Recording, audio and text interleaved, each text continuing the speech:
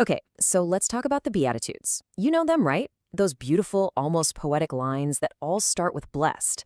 But what if I told you that our whole understanding of them might be, well, a little off? Today, we're going to dig deep, go back to the original language, and uncover a meaning that isn't about sitting still and waiting for a blessing. It's about a powerful, active call to get up and walk. I mean, wow, this quote just throws down the gauntlet right from the start, doesn't it? It forces us to question everything we thought we knew. The idea here is that the Beatitudes aren't some gentle comfort that just falls on you while you're waiting around. No, they're a call to action for anyone who's willing to move.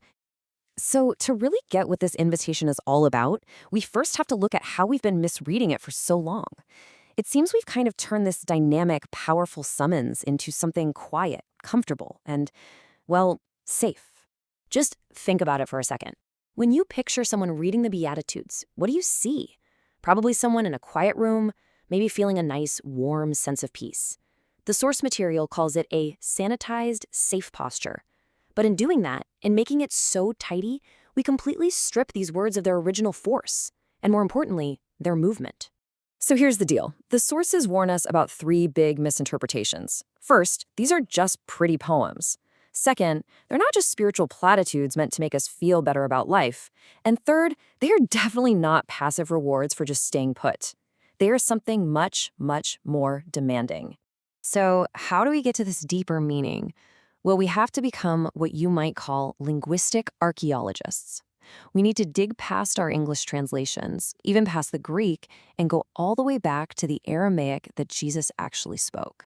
Let's start with what we all know, the English word blessed.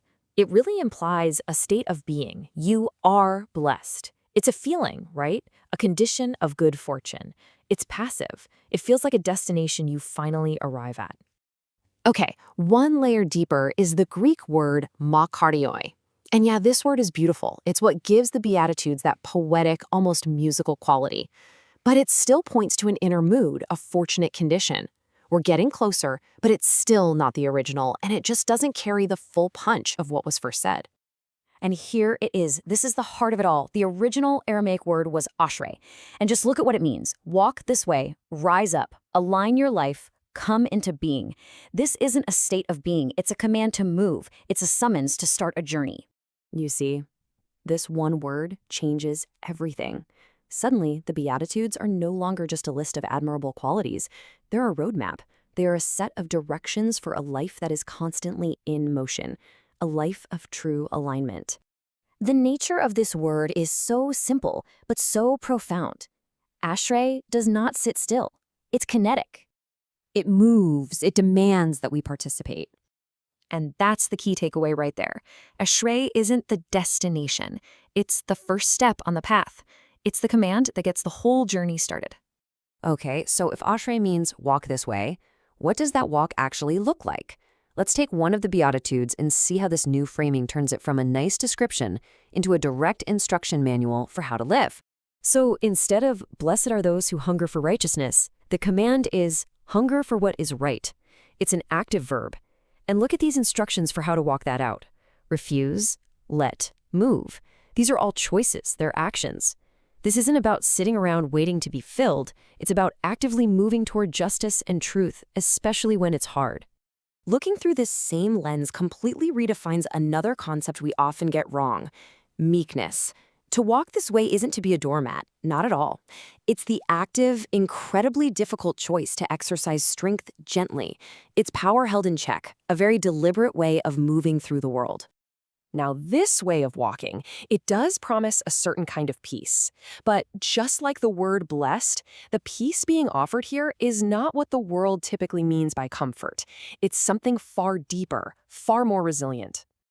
The contrast here is just so stark. The world's comfort is all about escape, getting relief from pain, avoiding struggle at all costs.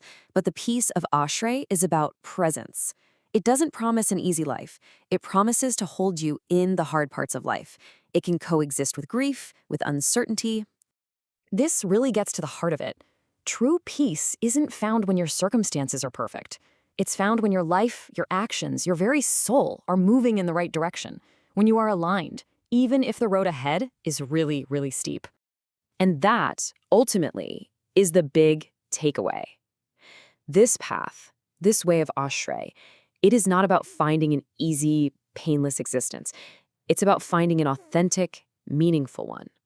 It's a promise that if you walk this way, your life will be true.